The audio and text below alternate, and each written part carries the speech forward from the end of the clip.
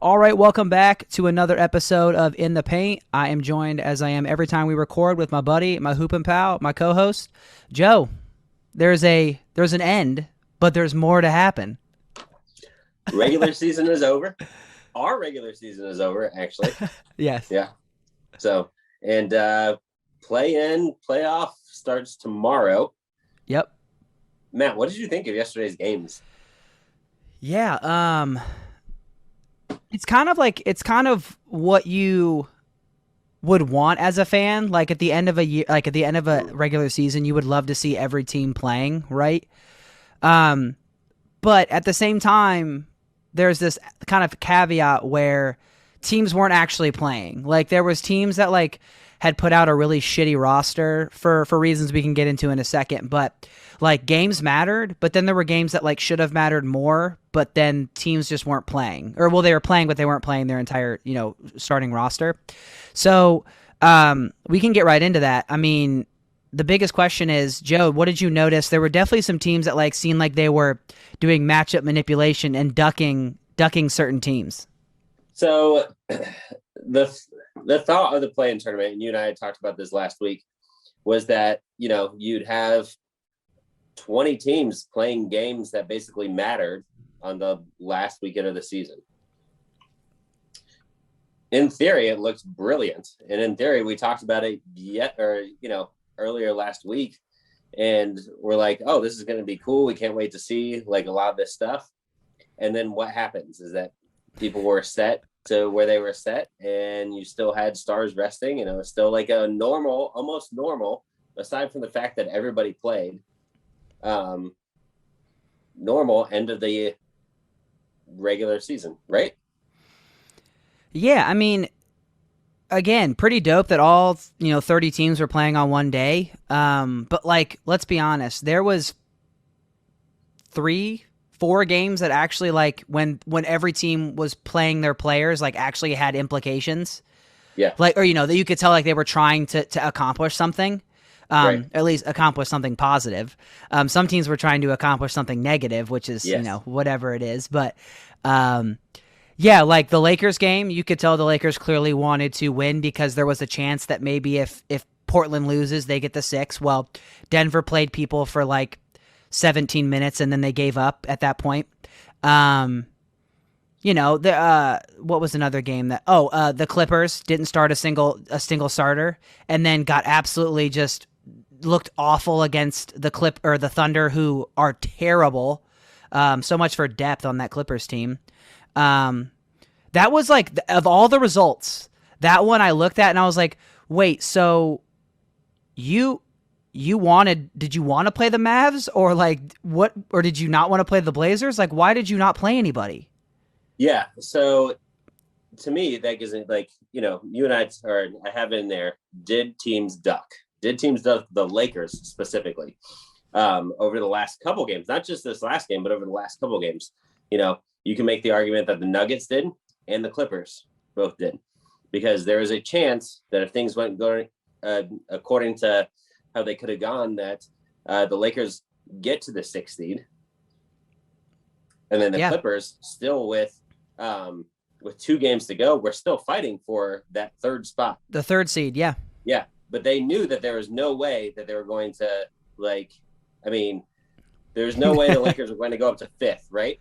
So right. Like they knew that they wanted to be in that 4th spot. I felt like, because if you look at their last 10 games, right before their last 2 losses, horrible losses, by the way. So bad.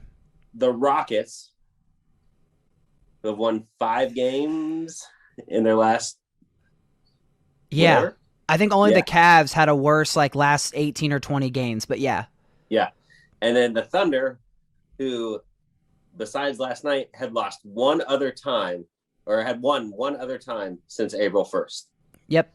So they go 4-1 to end this stretch, get to a position where they could have easily gotten to the 3rd seed, right? Yeah, because we saw Denver was basically folding. Like they were like, "Oh, we're done." We're fine with the. They were fine. They were fine playing the Mavericks at 5, right? Yeah, so right. That was okay.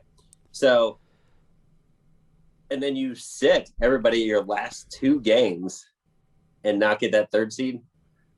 I mean, and to me, not only is that kind of shady, it's dumb. Like, wouldn't you want to play the Lakers right now with a quote unquote rusty LeBron and a rusty Schroeder? Like, instead of having to play them in the Western Conference Finals? Yep. It's kind of like what we've talked about before. There was a time where, you know, like if we'll talk about some cool like innovation changes or rule changes later on, but I'm a big proponent of like picking your opponent, like allowing to be able to draft your opponent in the first round. There's a thought process here right now. Like if you're the Clippers or the Jazz, maybe the Clippers or Jazz are probably the only two that might want to think this way, but like, is there a chance that we'd rather just face a quote hobbled and unhealthy Lakers right now? Like, but instead, now you may get them in the conference finals, and that would be a well-oiled machine at that point. And one, I don't know if the Clippers are even making it that far, but if they do, they're going up against a well-oiled machine at that point. So it just seemed scared. It just seems scared and soft, to be honest. Like it really does. And the however, Nuggets did the same thing though. I mean, because they win that game against the Blazers, and it's then them. All of a sudden they're playing against the Lakers. Exactly. In the first round. So the answer to your question.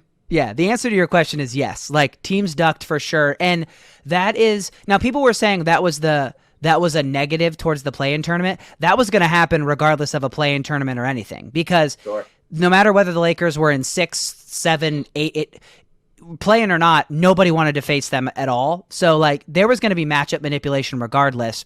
It just was a bummer that like we built up this hype of the last day because of the play-in, and then it didn't really matter anyway, regardless, because people were going to do what they wanted. But I mean, we pretty much got what we thought we were going to get, a week ago. It just and we can talk about, what the play-in looks like in terms of matchups, but the one shocker, I think we both talked about it, was Washington being able to move from what we basically had concluded was going to be the 10 seed, and they won their last couple games and moved up to the 8 seed.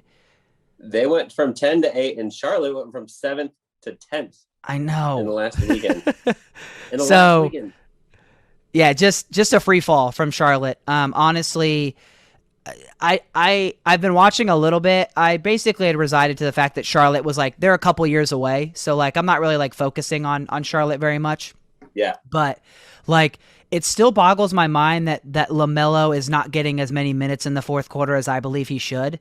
That coach just sits him for like the first 8 minutes of the fourth quarter, and he's young. Like he doesn't need to, he should be playing the whole fourth quarter. Rest him at the end of the third, or like, Yeah. Is it a thing where, I mean, he just he thinks he needs to trust his vets and Rozier and Devontae Graham? Is that what that is? I mean, but Devontae Graham's not a vet. Right. I'm not saying it's right. Devontae Graham's not even a vet, though. Like, he just hit the 20 point per game. I don't even know if he's 20. He was like 18 last year, like points per game. Yeah. So like, and he's only been in the league a couple years. I don't know.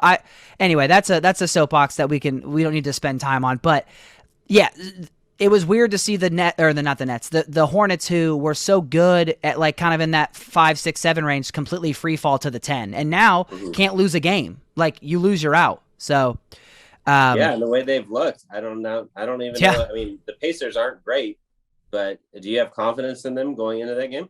No, not at all. So that'll be something we can chat about. But yeah, that seems like a one and done to me. Quickly, I don't know if you saw the play the Nets were able to pull off yesterday.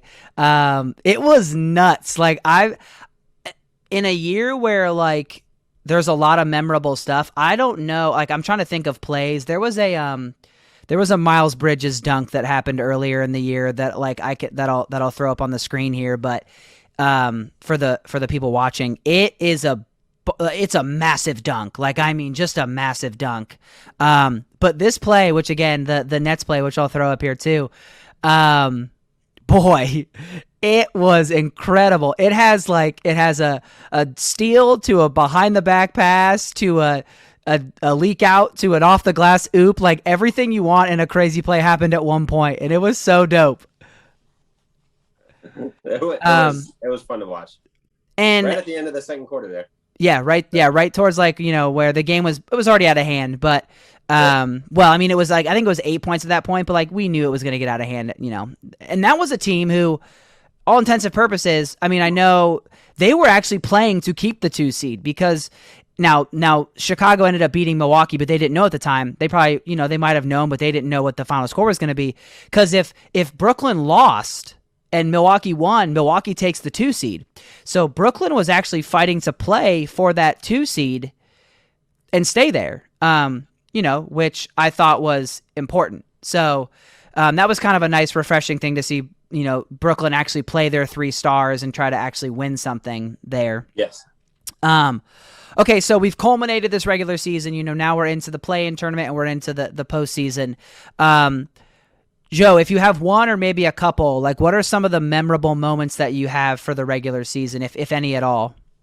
I've got a few. I'm sure we're going to overlap some. So yeah. I know one that we're actually going to overlap, so I'm not going to touch that one. So, okay. But first thing was the return of the big man. Like our top, any way you slice it right now, the top 2 MVP candidates this year are both centers, something that we haven't really seen. You can make the argument, Shaq, if you wanted to say Tim Duncan, obviously won one like true centers. Did Garnett win an MVP? KG won one? Ooh, I don't know. I can look that up. I'm not sure. Yeah. But anyways, and it's not just, we got like Giannis and AD who are more the forward type who can play outside and stretch. Not that, Jokic obviously and Embiid can do that. But I think what we really saw is that points in the paint and size still definitely matters. And there still is a place for a post-up game. And that was a huge difference, I think, in Joel Embiid this year, and Doc Rivers really helps him take that next step. So those two just dominating. I had this one everybody's going to forget about. The Lakers started out 21-6, looked like they were going to run away with the entire season. Like there was no stopping them until injuries did. And then I also just had another big man, Zion's unstoppability, like really seeing what he could do this year. Having one of the most efficient scoring seasons since Shaq, just completely unstoppable. So when I think of this season, those are the things that are going to, I think, come to mind, except for one more, which I'll leave over to you. So for sure. Yeah. I'll just start it off, Steph. Yep. This was supposed to be the year where Steph was exposed. And we actually talked about it on one of our previews of the season. I had said it, and it sounded like blasphemous at the time, right? Like, Is Steph not overrated, but is he overrated as a get you to the playoffs at all? Like, put the team on your back kind of guy. Like, does he have to have on your team? Are you making the playoffs? There's with just very him. Few guys like that. Yeah. Right. Like, does he have to have superstars with him alongside of him to make the playoffs? And we found the answer is absolutely, unequivocally, no, he does not. He can do it by himself. And Nick Wright brought this stat up. They were on a 48-49 win pace with Steph, and were not very good, without him. And so that's an understatement. Like, they were garbage without him. Got beat by 55 without him. And so I think it comes down to, at the end of the day, is he who we thought he was? And the answer is absolutely. Yeah, we definitely found out that he can do everything. Steph can do everything on his own, honestly, and just go bonkers. Scoring title, all that, like, that was, to me, like, I have a couple, like, that are pretty memorable, but honestly, it was mostly just Steph. Like, I watched just him as many times as I could, and I'm always just blown away. And my other one is James Harden, and the way that he left Houston was like pretty memorable. Like, it was almost like he just like got fat and just like gave up in a negative way. Yeah. And then him joining the Nets and really kind of changing the narrative of he like kind of brought that team to be likable. There was a time where like you listen to Kyrie and you're like, I'm not sure if I can get aboard this team. And then Kevin Durant's like he's not playing, he's hurt, and he's saying stuff in the media and all this stuff. James Harden, for a guy who like had a really ugly exit in Houston, like almost made this team likable because he kind of calmed everything down and he was like, nah, this is my show now. And he even entered in the MVP race at one point. And And I just think the way that he has played has been, honestly, he's a walking, like, he doesn't have to be in shape. He's just a walking bucket, honestly. It's crazy, right? It's crazy. Yeah. And then I think the other thing is honestly just what we're about to find out is like the play-in stuff. I really am interested to see how memorable it becomes. It may just be a footnote and we may not really need it and care about it. But if like Steph goes on a run and knocks the Lakers out and then he gets into the 8 seed, the 7 or 8 seed, like it may not be memorable for the better, but it would be memorable, So I'm interested to see that. I think, and just a side note that we can move on here. I think that they can get the 8 seed. I think they'll lose to the Lakers. I think they'll probably get the 8 seed. And I think they could give Utah all that they can handle. I'm not saying they'll win, but I don't think that's going to be a cakewalk situation. Yeah, definitely notable that we're talking about regular season because there could be some memorable shit that happens in the playoffs that we haven't even, we haven't seen yet. But yeah, that they could definitely make a Davidson like run, with Steph. All right, let's quickly move into the awards here, Joe. You obviously have a gripe to pick, and so we'll start off with MVP. Okay. I know who your MVP is, and I think we share the similar MVP, but I want you to just expand upon some comments that were made in the media last week or 2 weeks ago, maybe. So I love Nick Wright. Like he is actually, he's one of my favorites, and I love his takes most of the time. But he had a take last week that I thought was just so absolutely horrid that I just couldn't get on board with. And he talked about, Jokic winning the MVP. And he talked about, how isn't the real MVP Chris Paul because of what he's done with the Suns. I don't have a problem if that's your take. If that's where you end it. Yeah, that's fine. Chris Paul was phenomenal this year, and the stats don't tell the whole story. He took a struggling Suns team that had been not even treading water, that had been in water year after year after year since Steve Nash left. And now they're the number 2 seed. And on the last day, they were fighting for a number 1 seed, in the Western Conference, right? Yeah. They're doing it without a rim protector. They're doing it without, really great, veterans aside from Chris Paul. But, they're there. And you have to talk about it, and you got to give the man his credit. The problem I had was what Nick Wright said afterwards about Jokic, being, I don't know how he phrased it exactly. I can't remember, but not worthy or looking back. And he said, aren't we going to look at this Jokic as MVP as an outlier? He's not a top 5 player in the NBA. And we're just going to look at this as him unfitting of the award because, when you stack his resume up against others, it doesn't fit. Matt, come on, dude. Just think about that for a second. That's just so it's really stupid. What you're basically saying is that because Jokic hasn't won an MVP, he can't win MVP. In a sense, right? Yeah. Yeah, everything you said, I share the sentiment on, but let me provide a little bit, not even context. I think what he was doing, and I actually know he believes that CP3 should be the MVP because he's talked about it. He truly believes that. Yes. He went on a podcast 2 or 3 days after he had made those comments. He went on Tom Haberstroh's podcast, and because him and Amin, I'll butcher his last name, but a guy that covers the NBA for ESPN, he went on, both of them do. He went on their podcast and basically tried to give a little bit more clarification or where he was coming from. And again, I'm not going to defend the take because I don't necessarily like the take or think it really makes a whole lot of sense. But what he did was, I told you this, he did a classic radio talk show tactic, which was, I'm going to tell you that I believe this, and then I'm going to give you irrefutable arguments for my take that you can't disprove, but they're also not right at the moment. You know relevant. What I mean? They're right in the moment, but they're not right in the grand scheme of things. So you can't argue them, but also they're going to support my point that I don't want you to argue. So he basically said well, if you stack up all the MVPs from the last 40, 50 years, he goes, Jokic, if you put that in that resume, doesn't stack up. Well, of course, he's been in the league for 5 years and he's 26. And of course, Steph also didn't. And someone actually brought that up on the podcast. He's like, well, what about Steph? And he was like, well, yeah, but look at Steph's resume now. And he goes, well, that's not the point that you're making.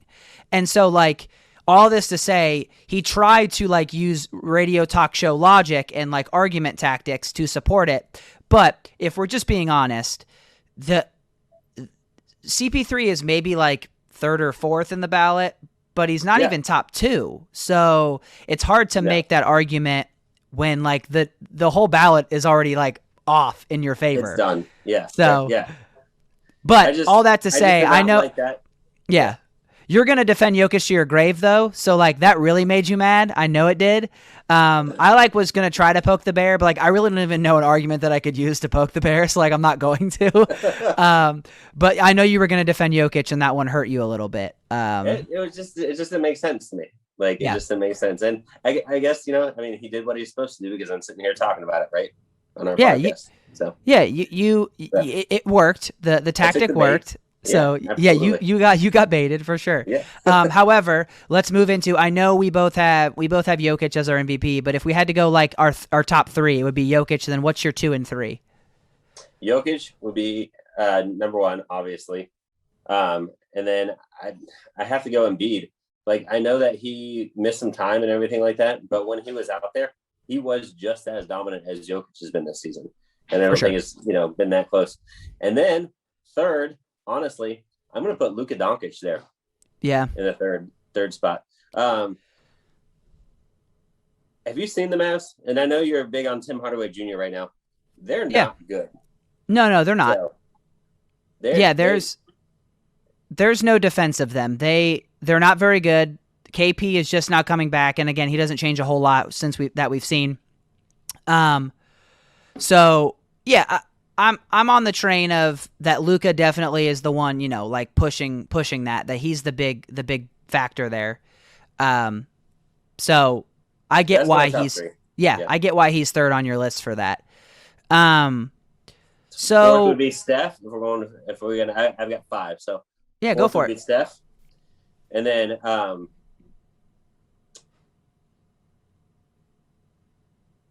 I'm drawing a blank about who I had at 5. That's okay. It doesn't really matter. Chris Paul was 5. Oh, yeah, okay. So, yeah.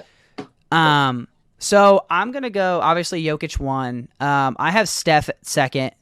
I'm going to use the games played against Embiid, and I think a lot of people might, and so I don't know if they're going to have him on their ballot. Whether that's right or not, I'm not going to have him on there. It's a very fair argument. So I'm going to go Jokic. I'm going to go Steph. I'm going to go CP3 and then Luka. Or sorry, I'm going to go Giannis and then Luka. I think Giannis has to be somewhere in there. I know he's not going to win it, but I think he deserves votes. He's had an unbelievable year. There's some fatigue there, right? I mean, that's why. Yeah. You could honestly say that like Giannis is even 2nd or 3rd, and like I wouldn't bat an eye at you because I feel like if you're going to use the games played thing, that takes people out and that moves Giannis up. So, so that's mine. Again, my top 3 is just Jokic, Steph, and CP3. But I don't really care about anything else. Jokic is the MVP for sure. So instead of doing ballots, let's just quickly roll through who are Coach of the Year, Rookie of the Year, and then a couple others. So if you had to go Coach of the Year, who would you go? I still think you have to go Monty Williams. I mean, that turnaround has just been so drastic, right? I know they went 7-0, but let's forget about that for a second. They were so bad last year. Awful. That they went 7-0 and still missed the bubble tournament, the bubble playoffs. Yeah. Like that's how bad they were. Yeah. That's how much ground they had to cover. Yeah, exactly. Yeah. So I'm going to, I agree with you, but just for shits and giggles, I'm going to go Tom Thibodeau with the Knicks. That's a good one too. Really hard to argue. Yeah. I fully believe that Monty Williams is going to get the majority of the votes, but I do believe Thibodeau is somewhere up there in those vote getting. But I agree with you on Monty Williams. I mean, you took a lottery team and you got them the 4th seed right now. They're going to win a playoff series against the Hawks. I firmly believe that. Yeah. Right. And then, those two have separated themselves for sure, right? No doubt. Yeah. All right, Rookie of the Year. Anthony Edwards. Yeah, I knew you were. It's funny. I think it's closer than it's probably ever been. I can really see Anthony Edwards ending up winning the thing. The best rookie is LaMelo Ball. Yes. But if we're gonna That's use not the games, question. if we're gonna use games played, then like maybe I have to stay true to that, and then I would go Anthony Edwards. But I just felt that like in the beginning that he had created so much distance. Yeah, You had to do like something super spectacular to take that, and not that Anthony Edwards hasn't been good. I just don't know if he's been spectacular. But right. they may use games played, and so it would be Anthony Edwards. I'm gonna pick LaMelo Ball though. Six man of Shocker. the year. Who you got? Um, Jordan Clarkson, hands down. Yeah, yeah. I honestly don't even think it's a competition. It's Jordan Clarkson. I just kind of wanted to say Joe Ingles, but you're right. It's Jordan Clarkson. But like they both play on the same team, which should tell you I know, everything right? you need to know. Like that team Yeah. was loaded. Yeah, This one I think is a very easy answer. I just don't know if he's going to win it because of other awards he may be in consideration for. yeah, But most improved is Julius Randle, and I don't think it's close. yeah. Julius Randle as most improved. You're right. Is not close. If you want to go by stats, you could say Jeremy Grant, but no. Yeah. And I think there Um, was an argument to be made for Christian Wood at some point, like with Houston, but then he didn't play a whole lot and he got hurt. Yeah. But he was on a And they- tear. And they were so bad. Yeah, Like, that too. They're just Right. so bad. The only other argument I would say, you're gonna laugh at this, but is Jokic. I mean, 7 more points a game as the focal point of their offense. I mean, he's in better shape. He's a better defender than he's ever been. But you're right, it's Julius Randle. And One it's more. not Let me throw another name in the party here, and I don't know how we would measure. I mean, we can measure it obviously with stats, but I think DeAndre Ayton. I know defensively he hasn't been great, but I can tell you Chris Paul deserves a lot of credit for DeAndre Ayton's improvement. I think there will be a year where he actually wins the award because he's going to make a big jump on both offense and defense. I don't know if he deserves it this year, but he made some improvements for sure. Yeah, absolutely. He's an okay defender at this Yeah. point. You could not say that before. Like He was not nothing. even Yeah. close. Yeah. He was a minus guy. It was layup line, which made no Yeah. sense because the dude's 7 foot tall. So, So dumb. but anyways, yeah, all NBA teams. Joe, do you remember yours? What's that? Do you remember your all NBA teams? I do. Okay, good. I do too. I was Yeah. just making sure we wrote these down because I actually had to go back and remember and listen to them. Remember to think. Yeah, Do you want to start us off? Or you want me to go? you go ahead. All right. So my first team is Luka. Let me go. Sorry, I'm gonna go forward. I'm gonna go front court to guards. I went Jokic, Giannis, Luka, Steph. Oh gosh, I'm forgetting one. Maybe you need to go. Hold on. Now I'm gonna have to go look it up again. Wait, who would be the other guard I have in there? Didn't you have Luke? Did you have Dame? I might have had Dame, but I'll double check and then we'll reconfirm here. I used Luke as a guard. Okay, yeah, right. Yeah. So I had Luka, Steph, Jokic, Embiid, and Giannis. I put both Jokic and Embiid in there.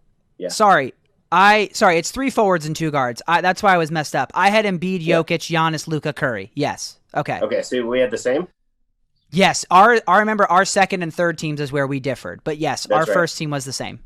Now there's some people who are going to say, well, Embiid and Jokic, they both can't be on the first team. I don't have an issue with that. Like, No, it's fine. at all. Yeah. We're So, in a different era, so it's fine. Exactly. All right, So- your second team. My second team, Dame. Yep. Now I'm trying to remember what it was. I had my first team memorized, but Okay. then I had So- Dame. Yep. I had LeBron on there. I think that's where we deferred because you brought him to third. I have him on third, but yeah, you have LeBron. Yep. I had Zion. Yep. Yep. Randall and CP3. Yep, there's your 3. Yep, there you go. Yeah. Oh, and we differ also on another one, but you'll hear why in a second. Yeah. So I had my second team is Zion, Julius Randle, Kawhi, CP3, and Dame.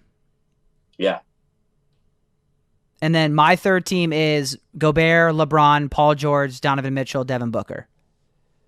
See, I had Gobert, George, Kawhi, Donovan Mitchell, And in that last spot, I had trouble getting into. Yeah, well, there's like 8 guys that could go there. There really is. So I almost want to say Bradley Beal because Yeah, they were so bad without him. You know, and I know you were struggling with. I know you were struggling with Tatum too, not putting Tatum in there. I was, but I can't. You can't. I mean, they just didn't live up to expectations. They just can't do that. Like, No doubt. so, yeah. All right, man. Well, let's take a quick break and then we'll jump into previewing the play-in and oh, actually, sorry, real quick. Let's talk before we take that break. Let's really quick. I don't know if you got a chance to see or hear about any of the Hall of Fame inductions. So on Saturday, it was weird because like they were playing basketball games while like all this was or there was a break, but like there was some, a quick break for the Hall of Fame inductions.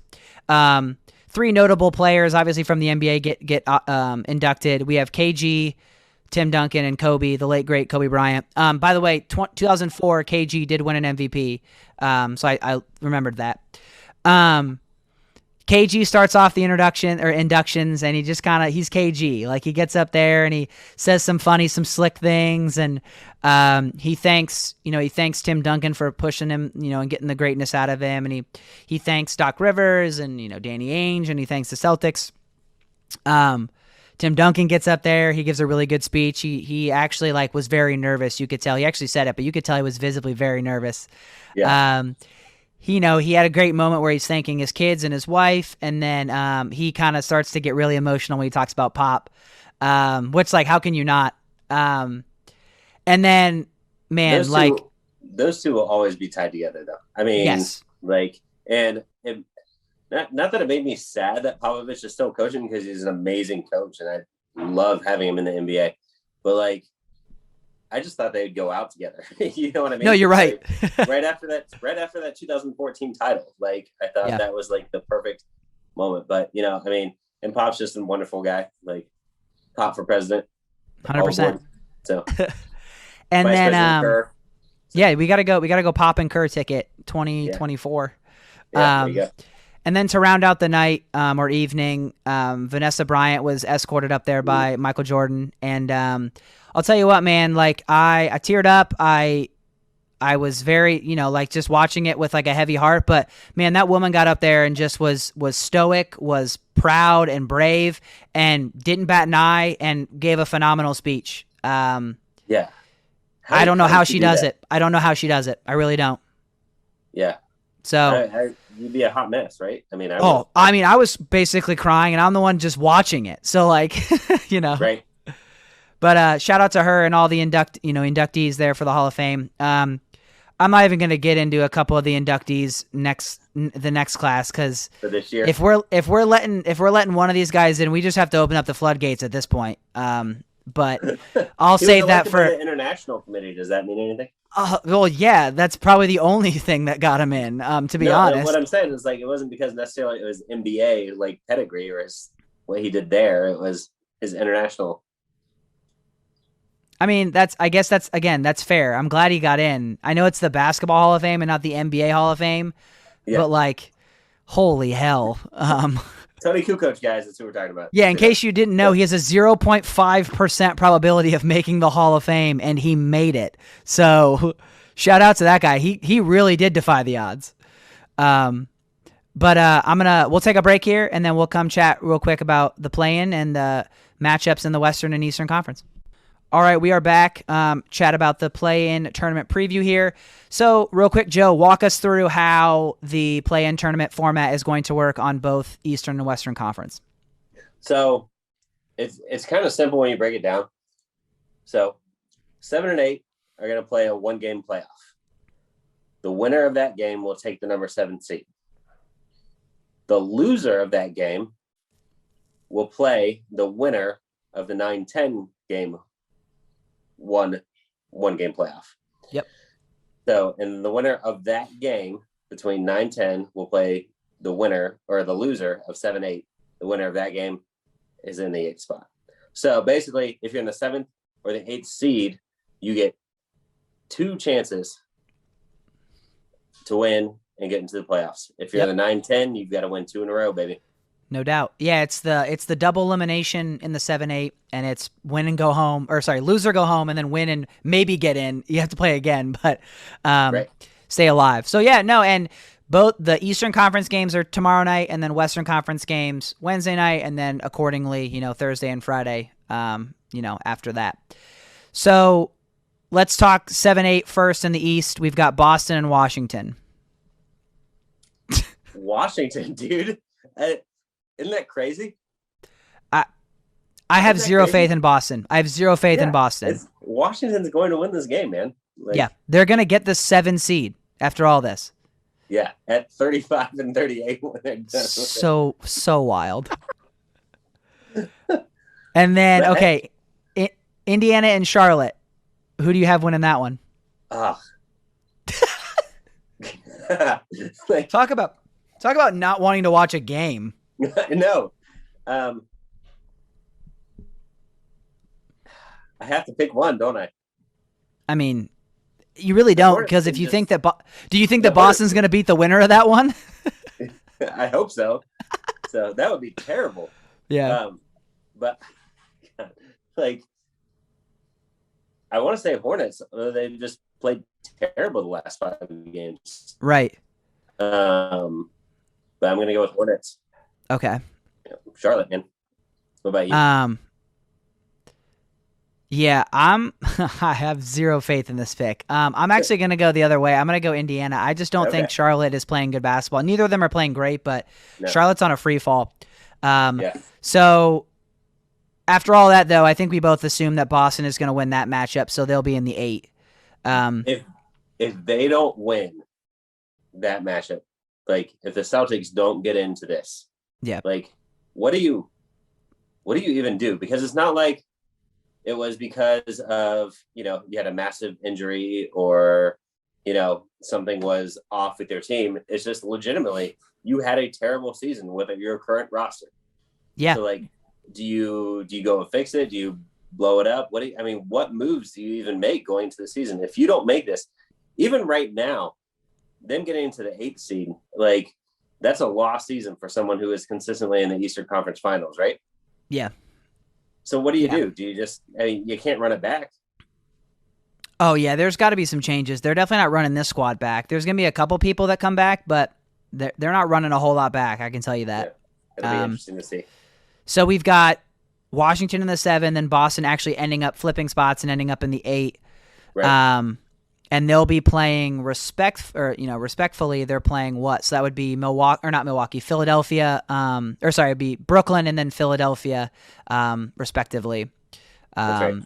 Okay, so let's move over to definitely the more intriguing side of the bracket here, in the play-in. We've got the Lakers taking on the Warriors. So LeBron versus Steph, like part 5, 6, whatever this would be. Battle for the 7th seed.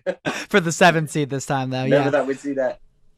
So I think I saw that the Lakers are 4.5, maybe 5-point favorites, which I think is probably low, to be honest. But people are trying to get money on both sides, so that makes sense. What say you about that matchup? I think the Lakers are going to take it.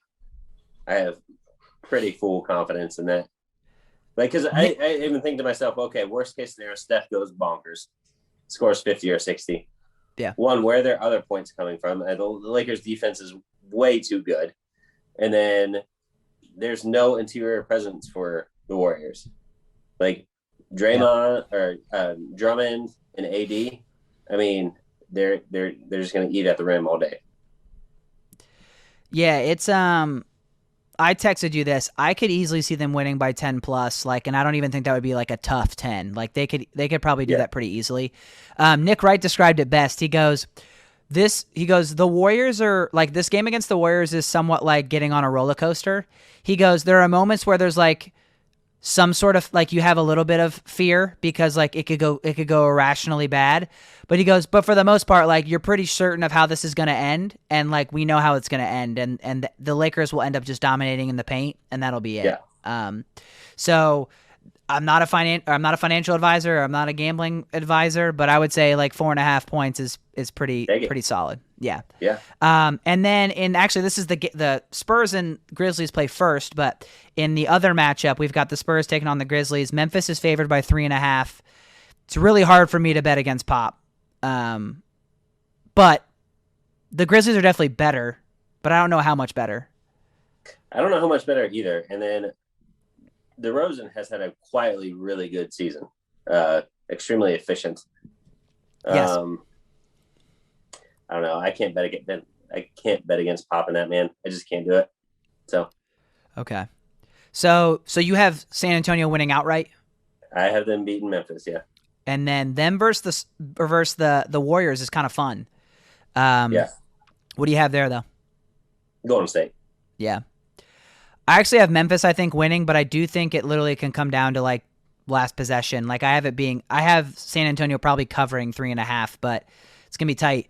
And then yeah, I have Golden State sneaking into that 8 spot, and I'll tell you, I told you on the a couple weeks ago or last week, I have them really being a tough matchup for Utah. I really do. I don't know if they'll win. I'm not gonna call an upset by any means on an 8 seed. I just think that's irrational, but it's gonna be tough. I believe that. So no, I completely agree. Utah will win that series, but it could go 6 or 7. yeah, And if it goes 7, I mean, watch it. I mean, and they have the best player in Steph Curry. Watch out, man. there you go. So you got a puncher's chance. Oh, no doubt, no doubt. Yeah. All right, let's move into just previewing the actual playoffs. Let's just go based on what our play-in predictions are, which I think are both the same. So if you had to pick the most intriguing matchup in the first round, either East or West, what would it be for you? And I think you already said this, but what would it be? The most intriguing matchup? Yeah, just like what you think. I don't know, not even the one that like goes 7, but like just like the most intriguing matchup, maybe for an upset or just like highly contested series. I know Dallas is not good in that 5th spot. They're not a great team. Like, let's make no mistake about that.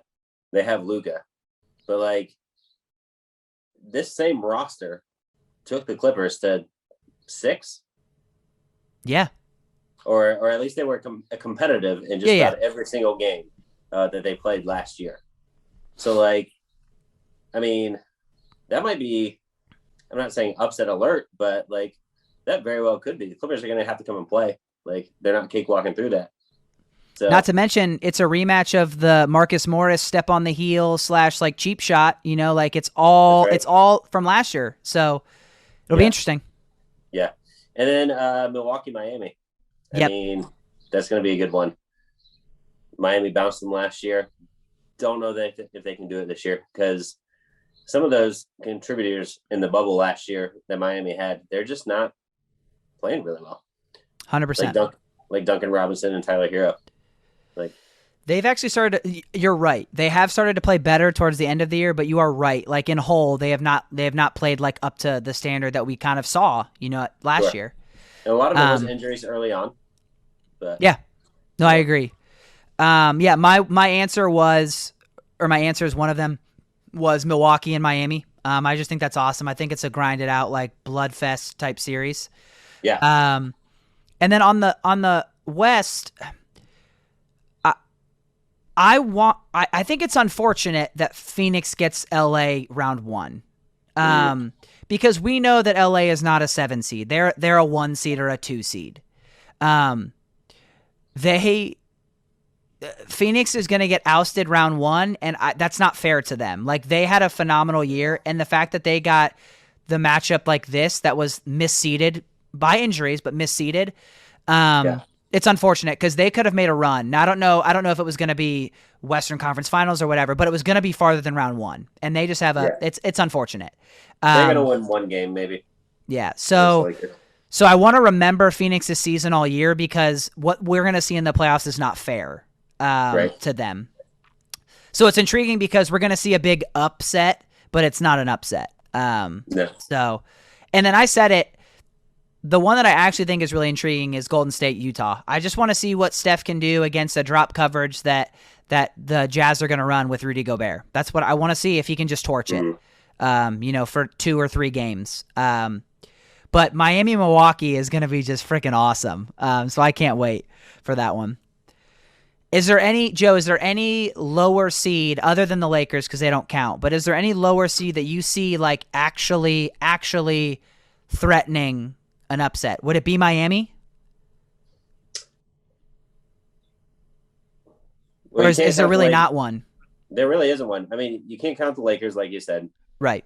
The 4-5 games, those aren't really upsets in my opinion. They're so close. So, and I just think Milwaukee with Drew Holiday, I know their defense is a little bit down this year. Yeah. But I'm just hoping, like, Budenholzer, don't do it to me again. Like, seriously. So I have to ask you a question though. One last question about these matchups. Yeah. So you and I love to do this, and you do it. You like to do it more than I do, but we both do it. You like to do the okay, we go by a matchup. We look like best 5 players or best 6 players in the series, whatever, which is a lot of the time how it goes. In the Brooklyn Nets Washington Wizards series, I have a question. Okay. Who's the best player in that series? Kevin Durant. Okay. Who's the second best player in that series? James Harden.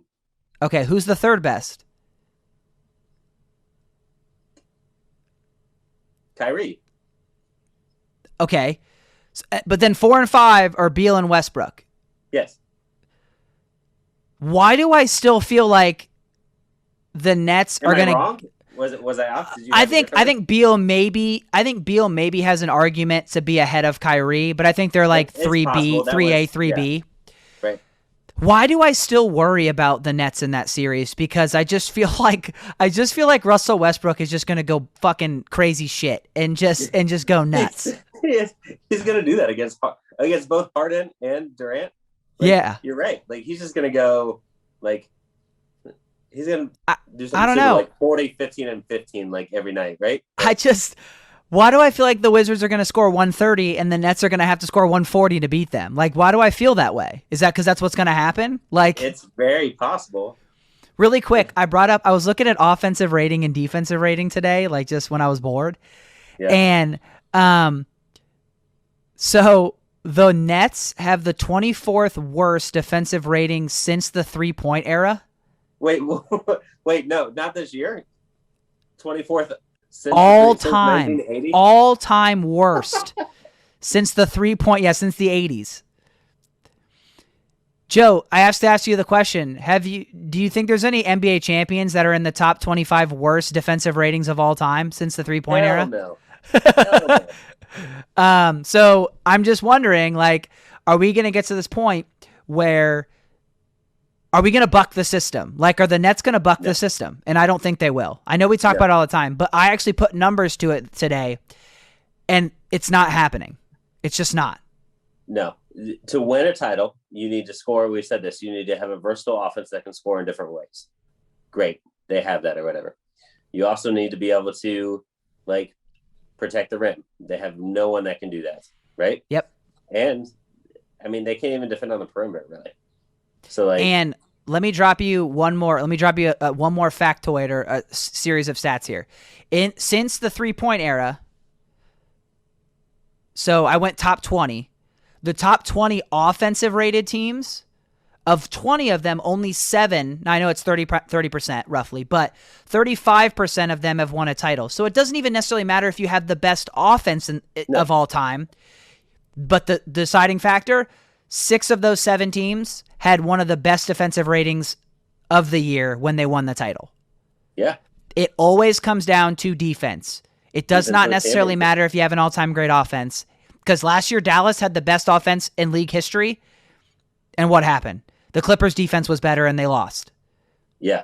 So those are just some numbers for all you Brooklyn Nets offensive guys out there. They're like, oh, their offense is great. It's like, that's fine.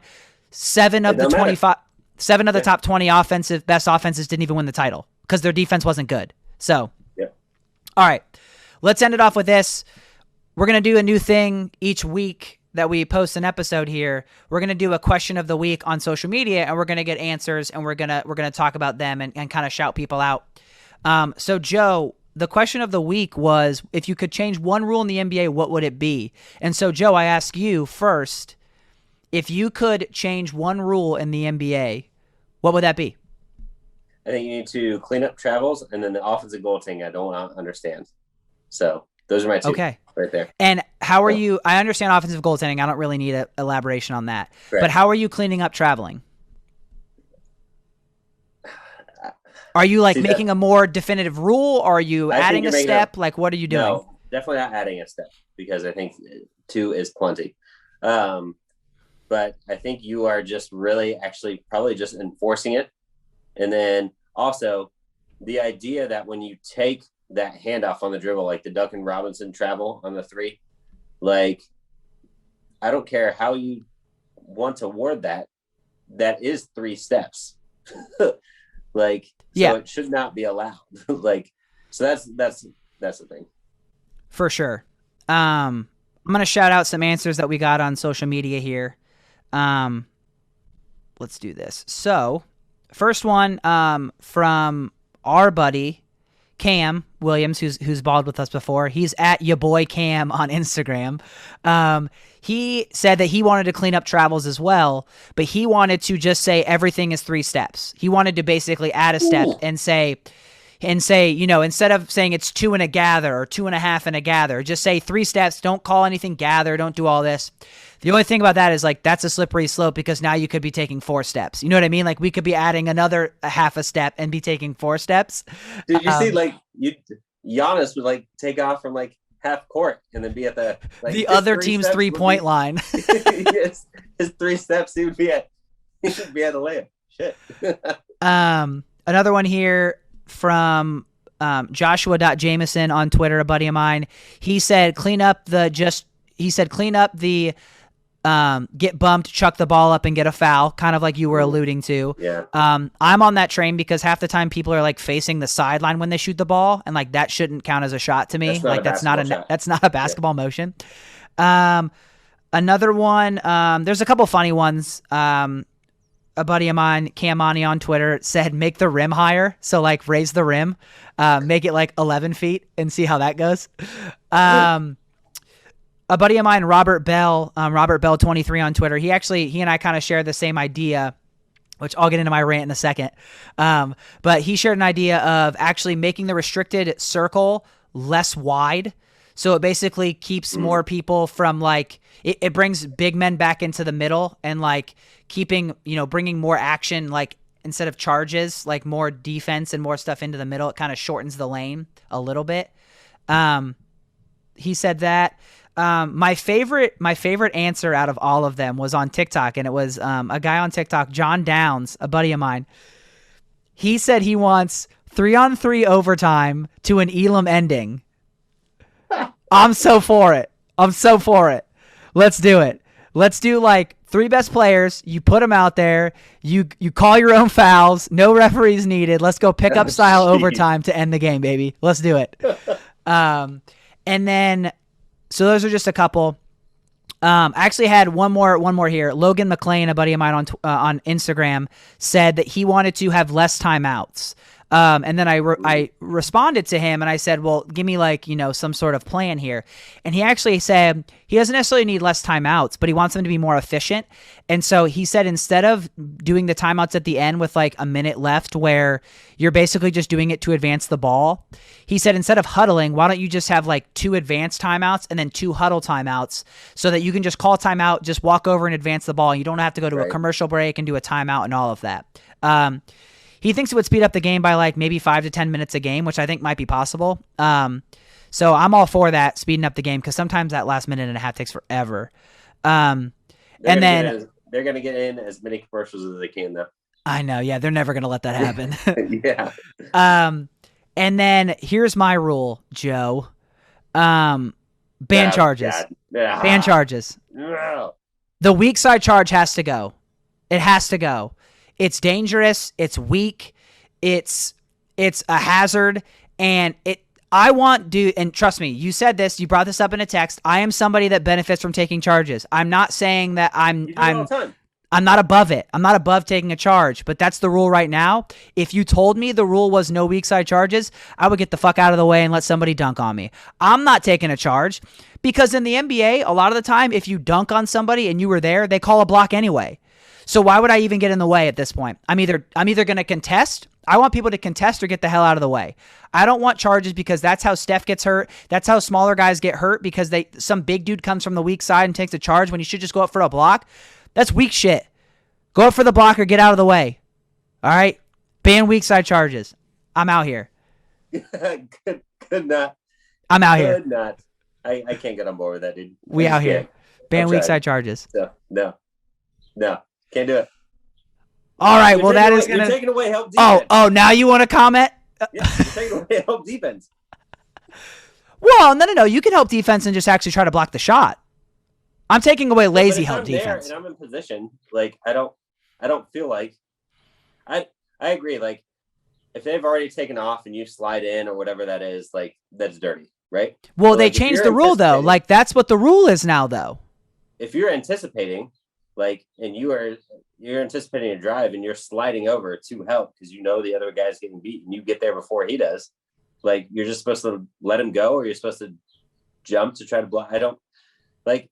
There's too much gray area in that, I guess. There's a lot of gray area in this world, Joe. Especially in basketball. Hashtag ban charges. Ban weak side charges. Yeah, I'm going to opposite hashtag that. Don't know what that means. But yeah, the Oppo hashtag. I don't. Yeah, what is that? Right. It's a new thing. It's just an ampersands. Is that what it is now? It's not a hashtag. It's just an ampersands, a dollar sign. Yeah, there you go. All right, well, that is going to do it for another episode of In the Paint. Man, we've got playoff basketball coming, and it feels great. Yeah, dude. Excited. We'll be back. Thanks, guys.